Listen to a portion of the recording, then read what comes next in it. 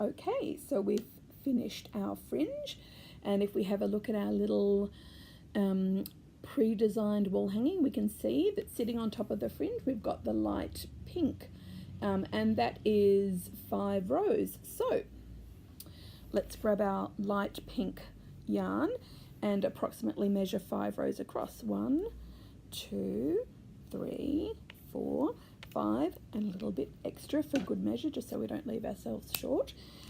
And for this, we're just going to do exactly the same thing that we did with our header, which were those first 3 rows of plain weaving. So I'm just going to pop this through the large hole in my needle, like so. Then I'm going to start under the first warp thread and start to weave those 5 rows.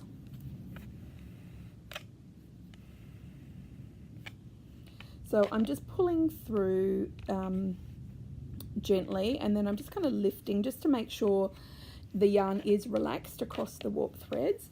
Also, we want it to kind of softly squish into any little gaps that may be happening. As a bit of revision, we're tucking this tail in. I've just pulled it so there's a small amount sticking out, and I'm just tucking that back in. I've just tucked it in behind 2, and now I'm going back in the other direction to finish 4 more rows.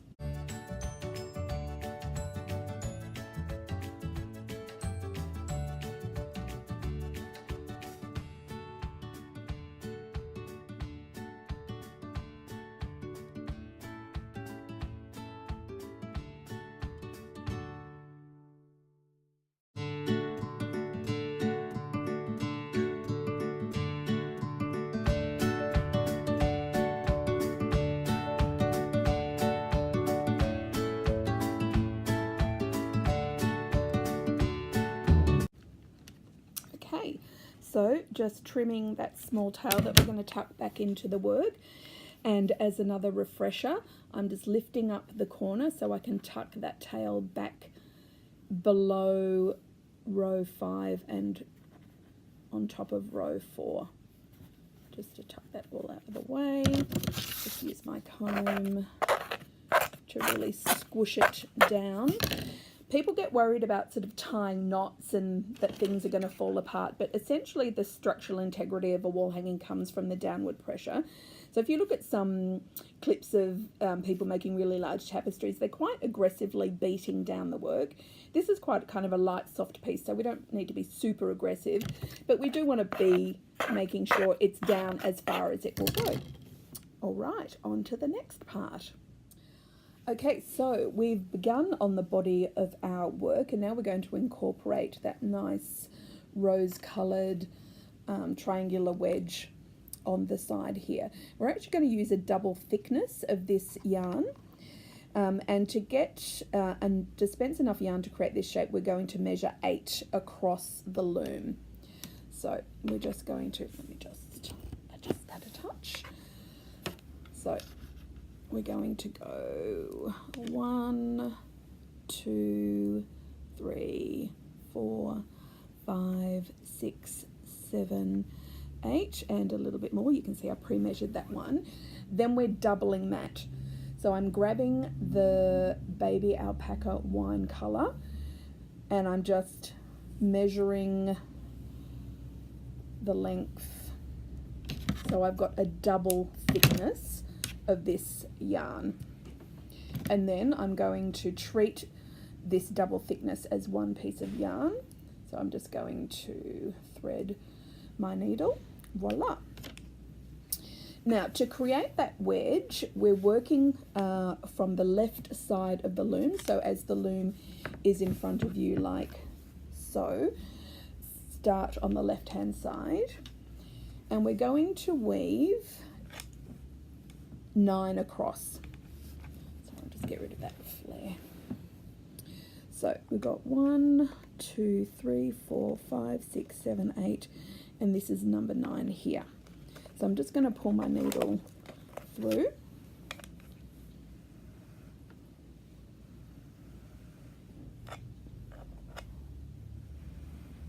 until we get the tail that we want to tuck in. So I've just pulled it through until I've got a nice tail happening, and then I'm just going to tuck that back into the work as we always do, like so. And this is number 9 here, so I'm going back to the edge of the loom. And what I'm making sure that I do here is that I leave enough, I'm not kind of actually pulling it right up against the warp thread, I'm leaving enough to fill up half the space between the 2 warp threads, because if you can imagine, when we come back to do the other side, we want there at least half that space to be filled up, so that we then fill up the other half of the space with the yarn that we use next to it. So I'm just pushing those down. That little bit's popped out, so I'm just tucking it back in. And then we're going to repeat that to number 9. So essentially we're going to be doing 4 rows before we take a step up. So if you can imagine, to create a wedge shape, we're going to be going one in, making shorter and shorter rows to get that nice little edge happening. So I'm going to go back to number 9 again.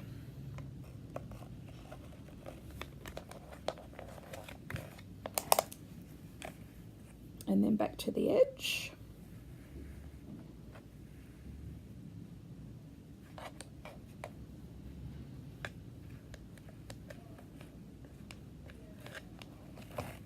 So we've essentially done 4 rows. So we'll just push that down. Now, so this is number 9. So when we come back, we're going to stop at number 8.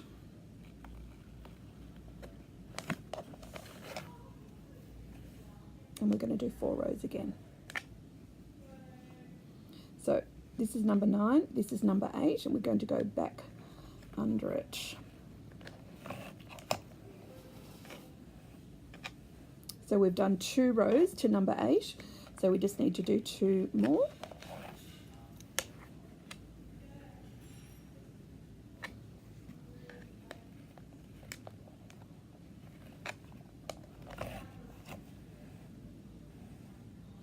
And we're just always remembering to keep it loose on that edge there. So you can see we've got this shape starting to happen.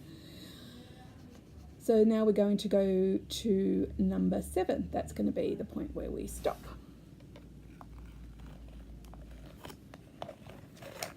And we'll do 4 rows again. So that's 1,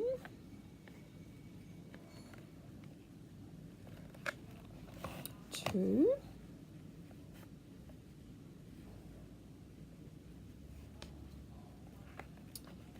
3,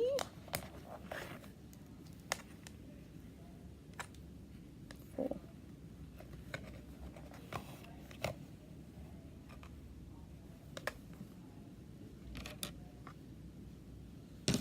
And I'm just going to use my comb to push that down, so you can kind of help to kind of start to play with that wedge and to sort of see that shape starting to evolve there.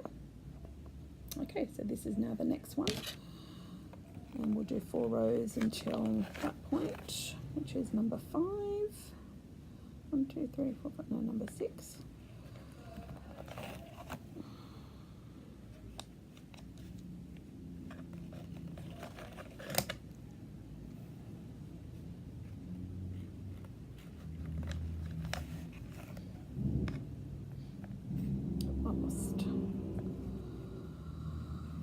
Lost my bits there.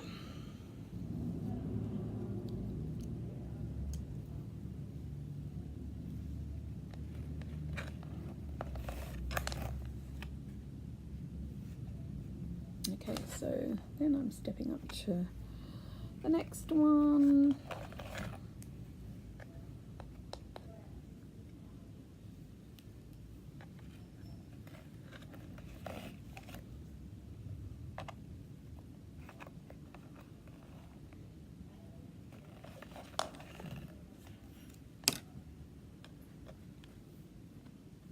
So because my yarn's getting a little bit short at this point, I'm just using my fingers. So I've got a little bit more control over it. So this is the point where we're at. And I'm just going to tuck all of this behind and do a little bit of a wrap around of this yarn. So I've just got a little short bit here which I'm just kind of tucking. So I'm essentially kind of tucking these little bits of yarn in any way they will tuck at this point, just so they're sitting behind the work. Okay, so we just want to finish off the top of the triangle, so we're going to dispense a bit more yarn, and we're just going to go 3 rows across. So 1, 2, 3 should be plenty. Actually, let's just go 4 to be on the safe side, and then double it over because we were working with a double piece of yarn. So I'm just going to pop that in there. So we've got our thread happening, and we're now stopping at point number 4. So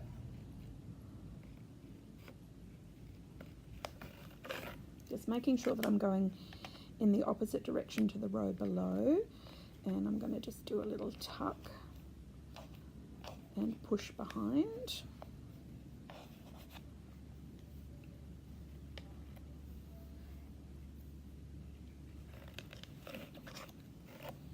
And I've just gone to row number 4. So this is my 3rd row across and my 4th row. Then we're going to number 3. So you can see it's just getting smaller and smaller.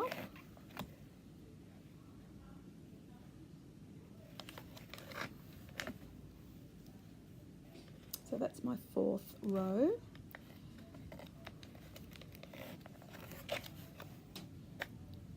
Across to the 3rd warp thread.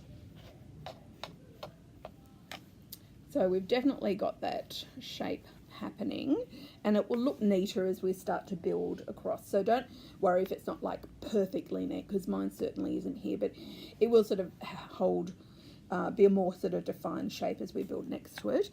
Okay, so when we come up to the sort of last 2 warp threads, I just do a bit of a figure 8.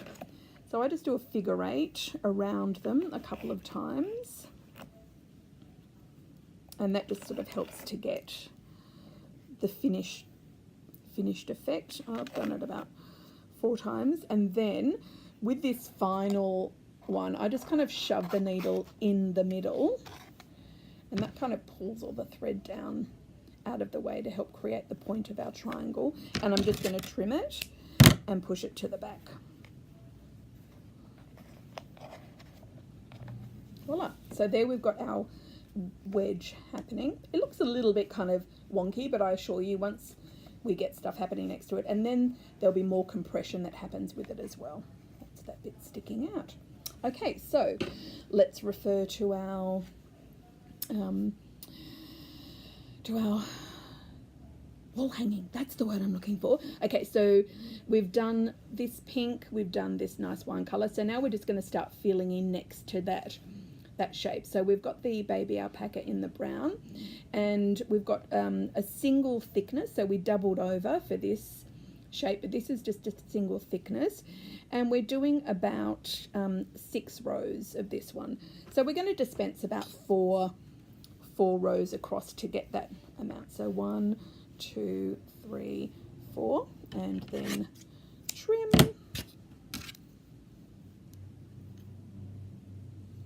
And then threading. So just got the needle threaded, and then I'm going to approach from the right side, making sure that I'm going a different under over pattern to the row below. And I'm just going to pull through until I've got enough to tuck in, like normal.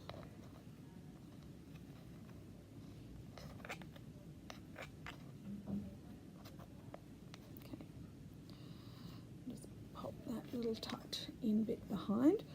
Okay, so I've I'm butted up against the wind there, so I'm going to come back. And I'm going to do about 4 rows to the same position so that I'm essentially doing the same thickness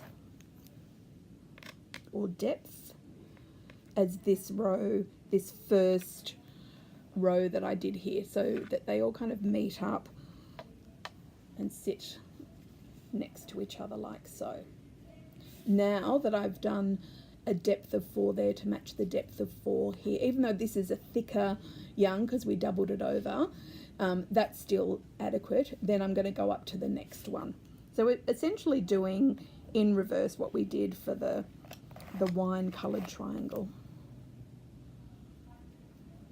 So that's 1, grabbing the new warp thread, 2, 3, 4. It's a little bit that popped out rudely. So you can see we've got those have met up next to each other, and then we're going to go all the way across to this one now.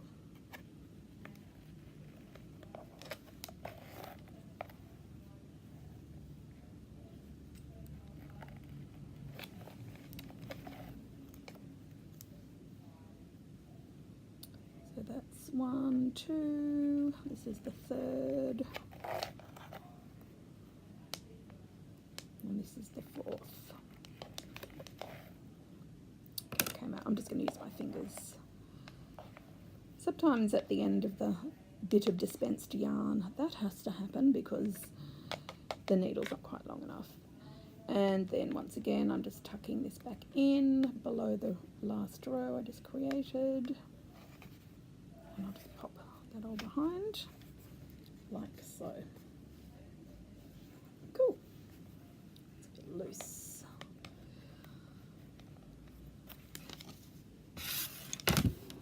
That tucked in bit was just a bit loose, so I'm just fixing it up. Bear with me, my dears. Okay,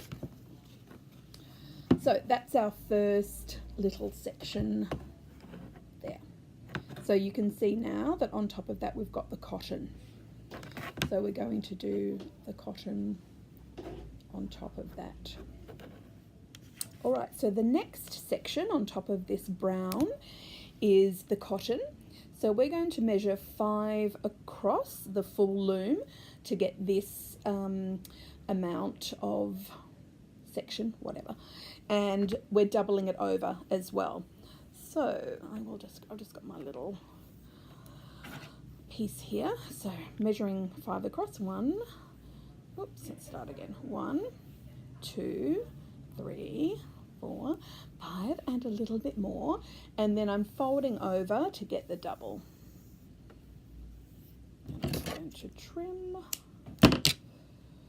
So that's our piece that we're going to be weaving, and we're essentially going to follow that same principle of just doing 4 rows next to the wine, just to basically fill up the gaps next to. So I need to start over, under here to match the pattern of the row below.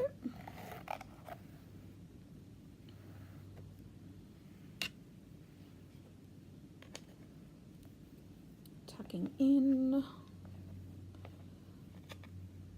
Just a great habit to get into before you kind of commence completing all the rows. So I've just got a couple more rows to do up to this point before I can move up to the next string. And I wouldn't agonize over this. It's really using your common sense and your intuition as to when you think you should step up. So I can give you the guidelines, but you know, if for some reason you have you know, a wine coloured yarn that might be from a different dye batch or some kind of different batch. It might be slightly thicker or thinner, so you might need to make compensations for that. I mean, it's unusual, but you know, these are things to keep in mind when weaving. It's not an exact science. It's not like when you're knitting a jumper, for example. You know, there is room for flexibility here. So I've just now stepped over to the next warp thread.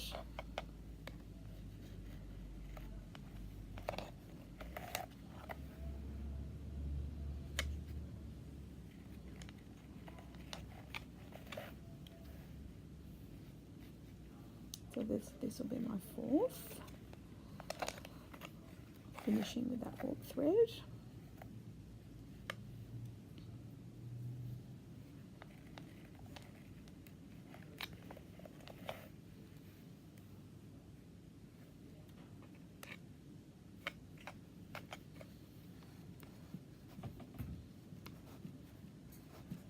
So we can see it's all kind of starting to come together now.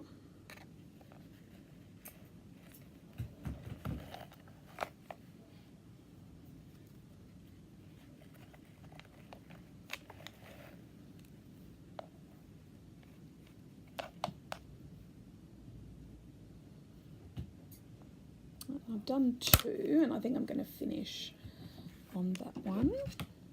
So I'm just going to trim. I actually cut a bit of my hair then. And just tuck this back in, like so.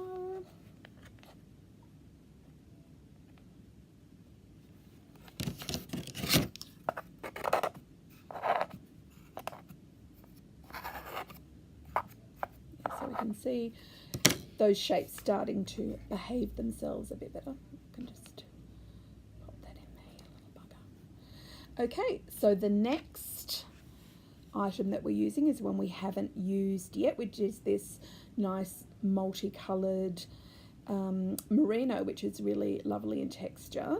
And what we're going to do with the merino is we're actually going to make it a thickness of 4. So this beautiful Italian mohair blend, it's got lots of colours in it. It's very pretty to look at.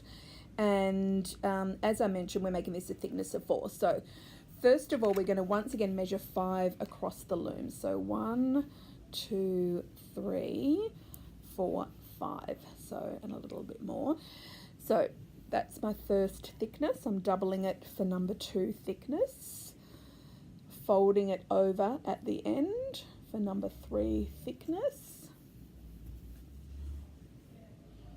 Folding it over again for number 4 thickness.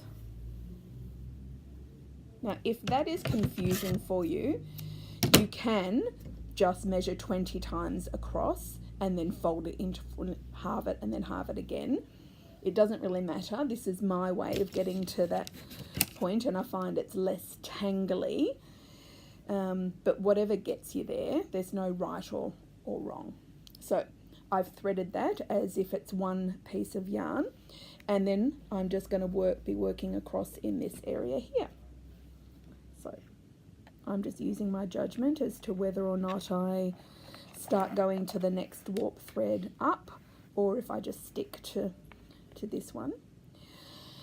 Now, what I find with these super kind of fuzzy, fluffy yarns is that you don't actually need to do a tuck. They kind of, if you just pull it right to the edge, they kind of grab onto each other.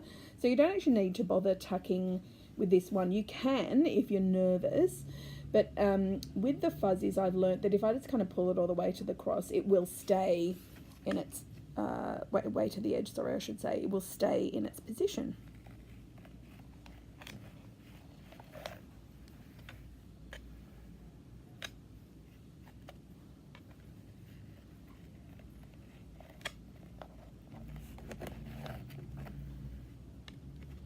And I think I can move across at this point now. So if I'm kind of pushing down and looking at where I'm at,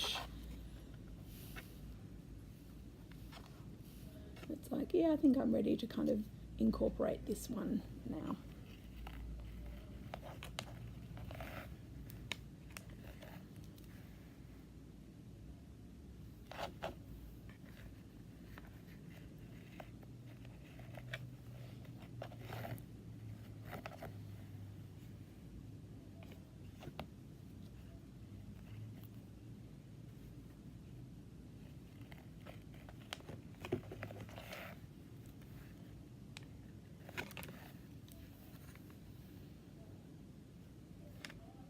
And I'm just keeping it loose there so everything kind of touches each other. And maybe it's a bit too loose, a bit too loosey-goosey. There we go. How about that? That's a bit better.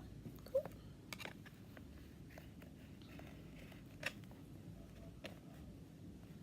And I think just a little bit more before I start stepping up over to the next one.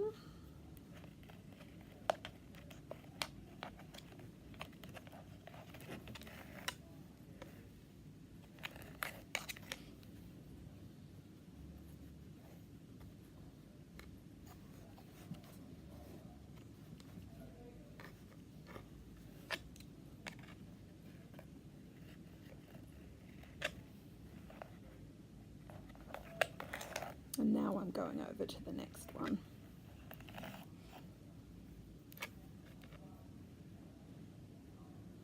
Okay, I'm kind of at the end, so I'm going to once again just use my fingers for this last row.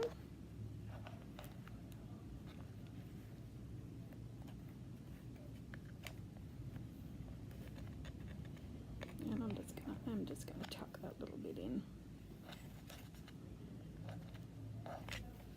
Okay,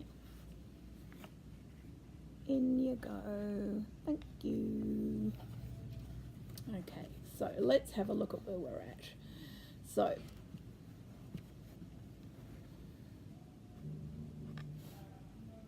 that's a little bit that was sticking out. So I think that we can go just a couple more rows of the mohair. So in my original design, it was only 5 rows of the thickness of 4, but it's just this, in this particular one, it's just telling me just to take it a little bit, just a couple of rows over there. So I'm just going to do a little bit more. So I'm going to measure 3 this time and make it a thickness of 4. Just fold it over.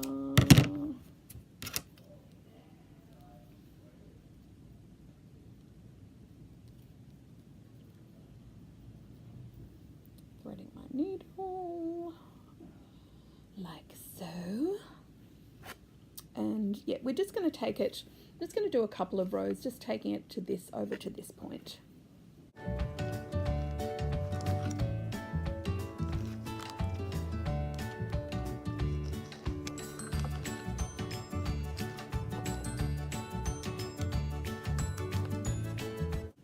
Yeah, and I think that will do it.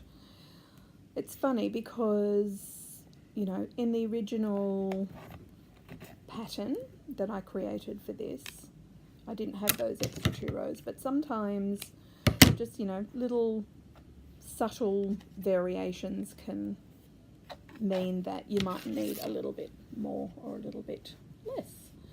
Okay, so essentially that is now what I'm creating as my row. And on top of this, we're going to be putting the light pink. So you can see we've done the wedge, these 3 sections, and now we're doing the pink on top. And with that pink, I've got 7 rows of single thickness. So let's go ahead and measure out our 7 rows of the pink. So here's my end.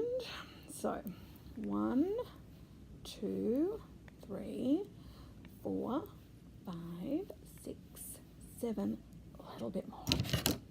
Trim.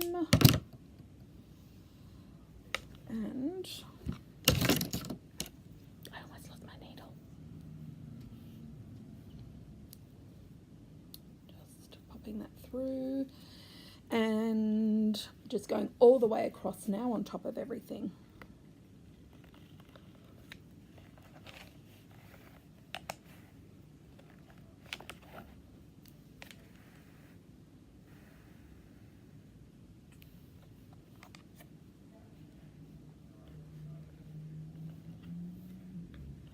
Tucking. Cool. Well, I might go ahead and finish those 7 rows and I'll see you at the end of them.